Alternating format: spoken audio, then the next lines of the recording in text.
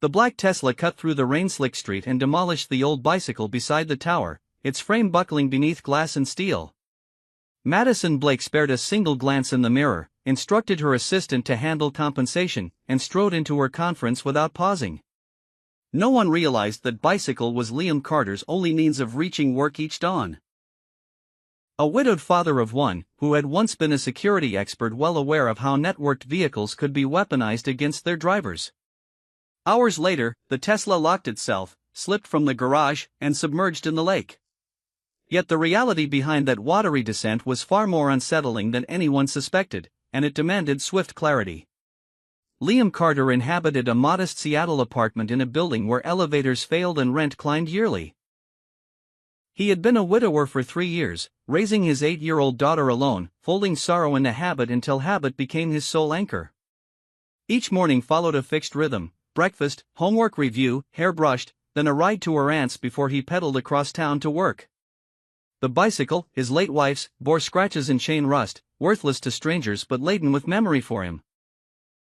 He worked in facilities maintenance at Sterling Dynamics, a sprawling tech-energy conglomerate occupying 3 downtown towers. To peers, he was a quiet fixer who resolved glitches that software engineers couldn't diagnose. Few knew he had once been a cybersecurity architect, crafting protocols to prevent hackers from commandeering connected cars. For years earlier, his previous employer had dismissed his warnings about a self-driving flaw. A subsequent test failure injured 2 people. He resigned, left the field, and vowed never to trust autonomous vehicles again. Madison Blake, in contrast, was hailed as Sterling Dynamics' youngest CEO, sharp, decisive, and unafraid to override hesitation in boardrooms. Yet she had grown accustomed to judging individuals by rank rather than character. On the morning of upheaval, she hurried to an investor meeting about a billion-dollar smart energy venture. As her Tesla turned into the employee lane, an anomalous command made it lurch forward. She assumed she had mistakenly hit the accelerator. The car rolled over Liam's bicycle in its designated spot. He jumped back unhurt, but watched frozen as the frame bent and crumpled. Madison didn't exit. She told her assistant, Jessica Moore, to document his details and promised replacement coverage. Liam replied quietly that some things couldn't be compensated with cash. Madison heard him, yet was already walking inside, her thoughts fixed on the meeting, oblivious to the bicycle's meaning. She had built her career on speed, decisions made and executed before doubt crept in, and a crushed bicycle seemed a trivial inconvenience to smooth with a check. Behind her, Liam knelt, tracing the twisted frame, thinking not of lost money but of mornings his late wife had ridden that same bike before the accident that took her. He gathered the pieces, wrapped the chain in his jacket, and carried the remnants to the maintenance bay, setting them against the wall as if they still deserved care. Jessica arrived that afternoon with an envelope of $500 cash and a liability waiver. Liam read it twice, then set down his pen. The report claimed unauthorized parking, contradicting what security cameras would show if anyone reviewed them. He refused to sign. Legal pressure mounted via a supervisor warning that continued complaints could be treated as disruption. Madison believed the issue resolved. Connor Hayes, the chief technology officer, assured her privately that the maintenance worker was demanding an unreasonable sum for a barely functional bike. That evening, Liam brought the wreckage to the bay and examined a colleague's video clip from a nearby window.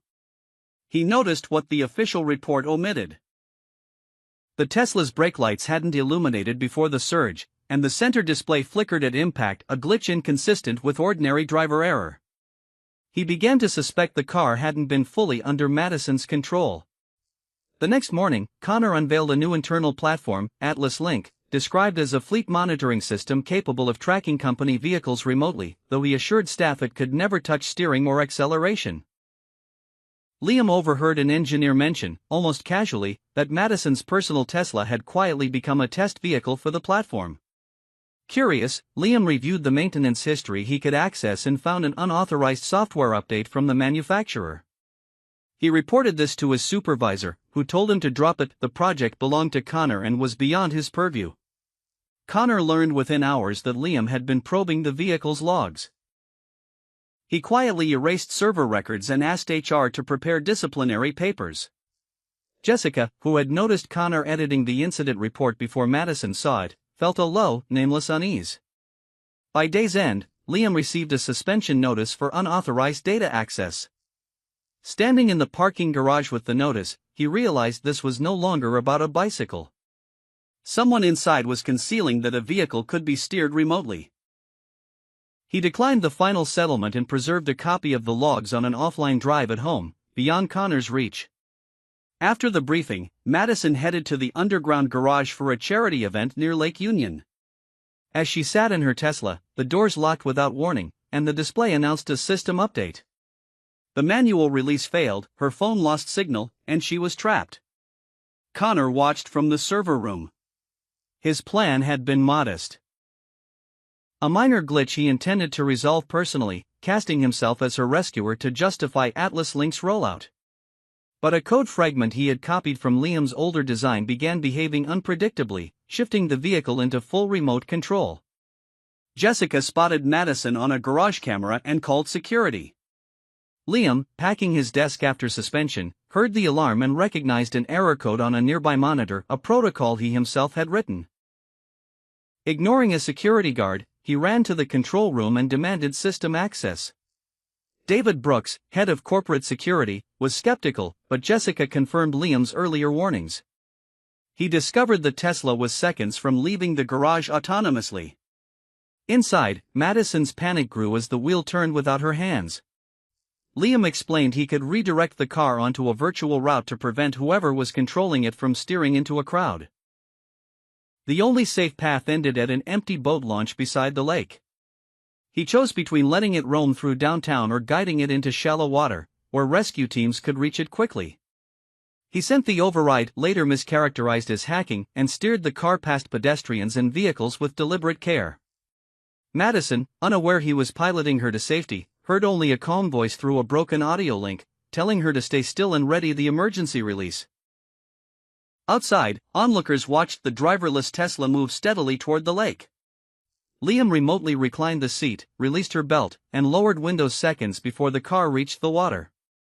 It slid off the launch and dropped into a cleared section of the lake. Madison was pulled out shaken but unharmed, the vehicle settled partially submerged, empty. In front of hundreds of employees, Connor instantly pointed at Liam, announcing loudly that the man had deliberately destroyed the CEO's car.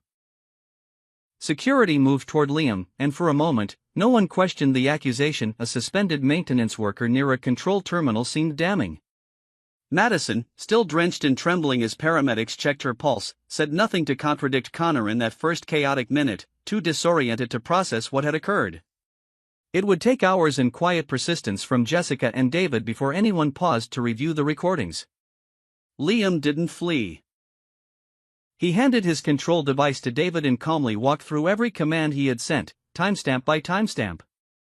Connor accused him of revenge, citing the crushed bicycle and Liam's background in vehicle security as motive. Madison, still shaking, recalled Liam's words that money couldn't replace everything, and now her car lay at the lake's bottom. Police detained Liam on suspicion of unauthorized system access and property destruction. News outlets ran headlines about a disgruntled employee hacking the CEO's car after a compensation dispute. Connor's disciplinary file made Liam appear calculating and motivated. Jessica quietly gave David footage showing the vehicle had locked itself before Liam ever touched the monitoring system. David reviewed access logs and noticed Liam's connection began after the car was already moving, not before. At the hospital, Connor pressed Madison to sign a criminal complaint against Liam. But something nagged at her. She remembered the windows lowering just before the water, an act that made no sense if someone wanted her dead. She asked to hear the full control room recording. In it, Liam's voice gave rescue team instructions, calculating water depth and confirming a clear route. Madison realized what looked like revenge had actually prevented the car from plowing into a crowded market near the shore. Liam was released on temporary hold, though prosecution loomed. He returned home and hid his worry from his daughter.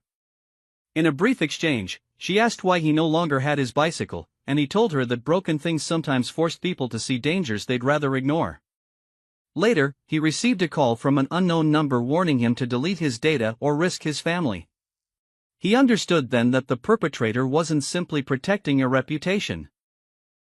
Atlas Link, he suspected, was being prepped for sale as a tool to seize control of thousands of vehicles at once. He quietly reached out to Jessica and David, proposing they trace the system together. David hesitated, helping a suspended employee investigate his employer could cost him his job, but Jessica's footage left him uneasy enough to agree. Jessica, tired of watching Connor rewrite reports, wanted proof that would hold outside the company's legal control. The three met late at a diner, spreading printouts across a sticky table, piecing together a timeline none could fully explain. Liam analyzed his preserved logs and traced the Tesla's commands to a server inside Sterling Dynamics itself. The first commands predated Madison running over his bicycle, proving that morning incident wasn't a driving mistake. Connor had been using her car to test acceleration, door locking, and remote redirection without her consent. His larger goal reached beyond one vehicle. He intended to sell Atlas Link to a private security firm, a platform capable of disabling or steering any connected car citywide. Liam discovered the core protocol underpinning Atlas Link was built on research he himself had developed, stolen after he left his previous company. Connor, it turned out, had arranged for Liam's low-level maintenance role to monitor him and ensure he never returned to the technology side. Jessica found falsified invoices tied to a shell company Connor controlled, routing payments through obscure layers. David confirmed that server room cameras had been disabled at the precise moments the vehicle lost control, both that morning and later at the garage. Madison summoned Liam to a private meeting, apologizing for walking away after crushing his bicycle. Liam didn't forgive easily. He told her the real failure wasn't the bicycle but her willingness to let power reduce a person to a number that could be paid off. Madison admitted she had trusted Connor deeply since he helped her run the company after her father's death, and that trust blinded her. A cautious respect began to form, still distant, built on necessity. Liam presented evidence and warned Connor could activate the system across hundreds of company vehicles during Atlas Link's public launch the next day. Madison wanted to cancel, but Liam argued that would only let Connor erase everything and vanish. They agreed to let the launch proceed, using it to force Connor to connect openly to the central server. Liam was quietly brought back under the guise of assisting the investigation, though many still viewed him as the man who wrecked the CEO's car. Connor sensed Madison's trust slipping. He activated part of the network, causing dozens of vehicles across the parking structure to flash their lights in unison, a display of his remaining power. He then sent Liam an image of his family street, an unmistakable threat. Liam immediately arranged for his daughter to stay with relatives outside the city. He nearly withdrew, fearing for his family, but Madison promised protection and accepted responsibility for what her company had allowed. Liam agreed, on condition that once resolved, Atlas Link would face a full public audit. The Atlas Link launch took place at a lakeside conference center, filled with investors, journalists, and city officials. Madison appeared composed on stage, pretending to fully trust Connor.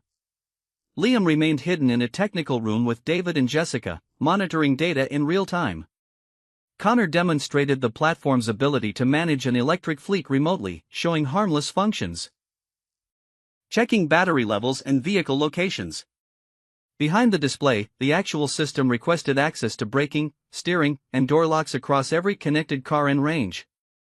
Liam waited for Connor to enter his personal authentication code, the evidence tying him to the central server. As the proof neared completion, Connor noticed an unfamiliar monitoring port and realized Liam was watching. He locked the technical room, cut power to the lower floor, and activated over 50 vehicles across the area. Several cars began rolling from their spots. The crowd panicked as screens throughout the hall switched to red warnings. Connor publicly blamed Liam, declaring the man who had hacked a Tesla once before was now attacking the event.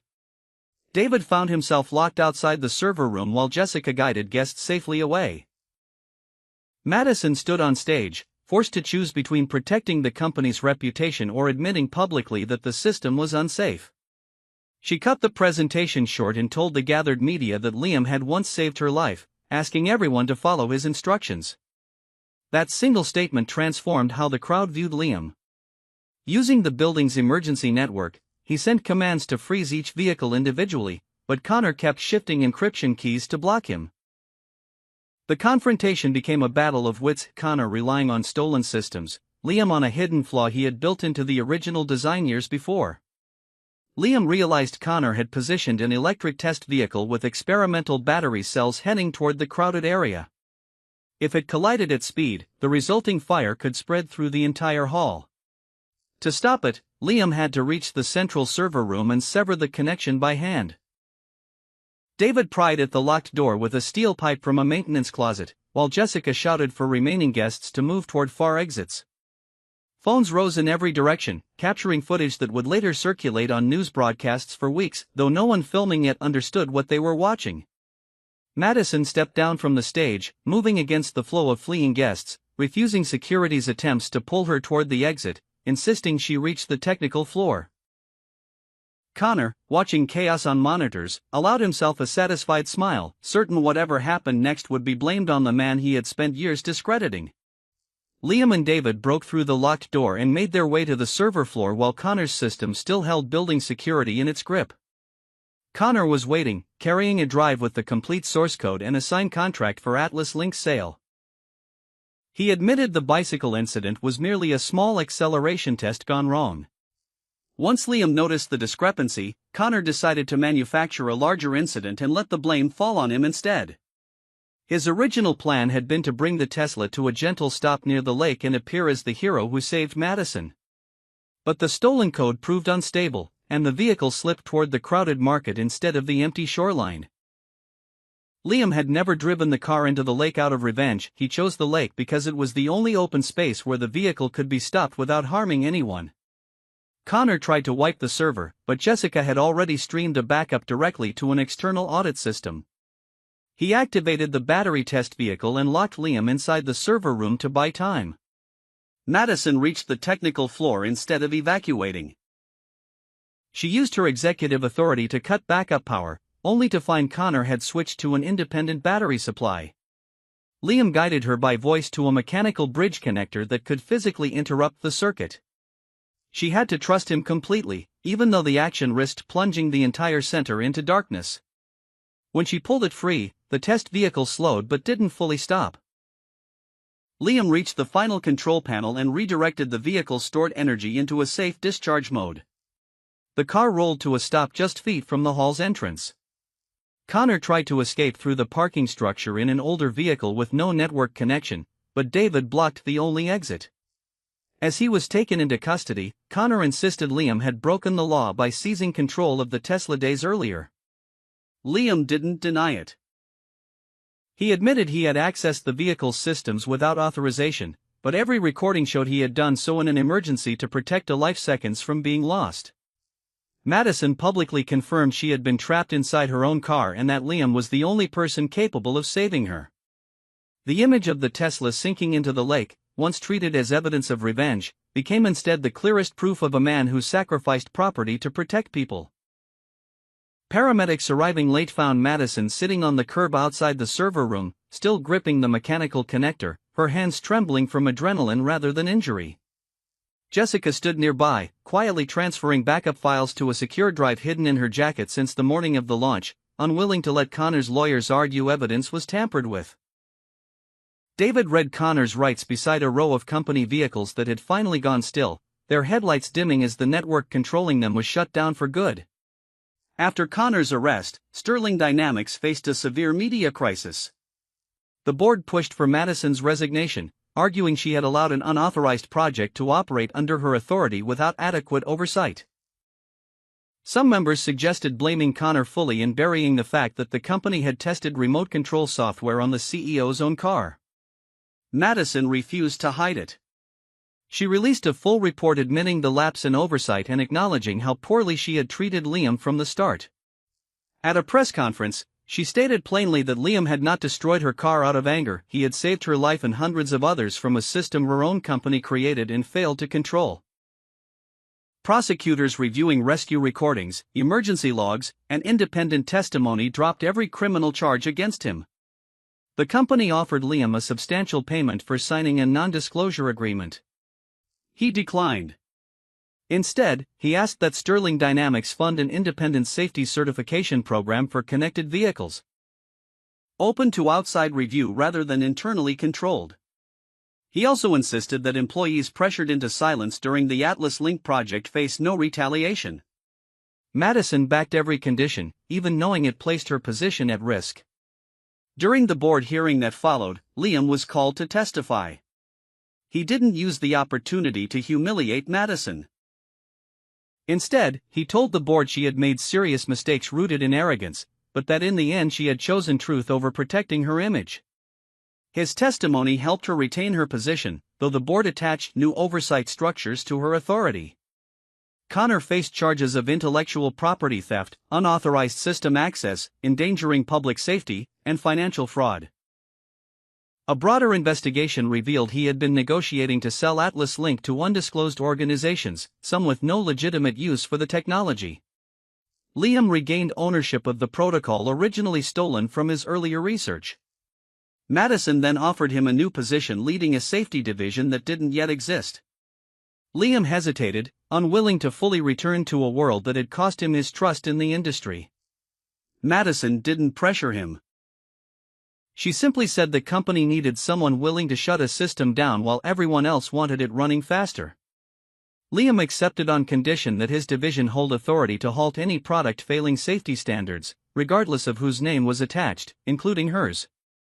Madison agreed without hesitation, and something between them began to shift from confrontation toward a wary, growing partnership, with any warmer feeling left unspoken and unhurried. The certification program Liam requested launched within 2 months, staffed by engineers who had never worked for Sterling Dynamics and answered to no one inside the building. Its first audit uncovered 3 additional vulnerabilities in older company vehicles. None connected to Connor's scheme, proving the problem had never been one man alone, but a culture rewarding speed over caution for years. Madison signed off on every recommended fix without argument, a habit that surprised board members who recalled how fiercely she once defended deadlines. A few weeks later, the sunken Tesla was pulled from the lake and entered into evidence for Connor's trial. Madison bought an expensive new bicycle to give Liam, but he politely turned it down. He explained that what he needed wasn't a better object but the restoration of the one he already had, if any part could be saved. Madison sought out a craftsman specializing in bicycle restoration. The frame was badly damaged, though some original parts survived. Rather than throwing money to erase guilt, she learned the bicycle's history and understood why it mattered so much. When restoration finished, old scratches remained untouched, only essential safety parts were replaced. Madison delivered the bicycle personally, without cameras or company representatives, and apologized again. This time without mentioning deadlines or misunderstandings to soften the moment.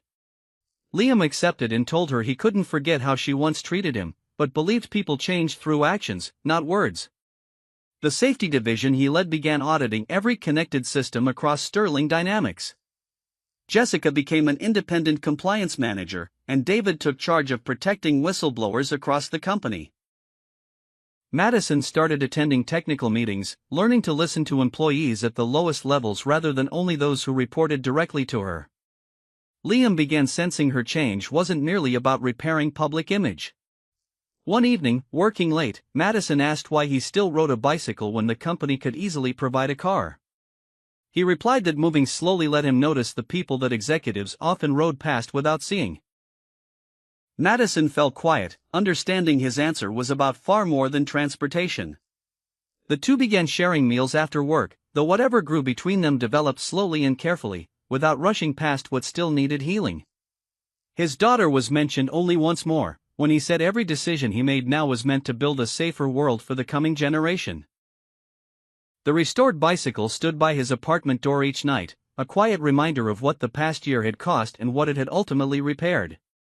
Colleagues who once whispered about the maintenance worker who supposedly wrecked the CEO's car now nodded to him with something closer to respect, though Liam rarely acknowledged the shift beyond a brief, tired smile. Madison stopped scheduling meetings around her own convenience and began making room for people whose names she had never bothered to learn, a small habit that reshaped decision-making across the company.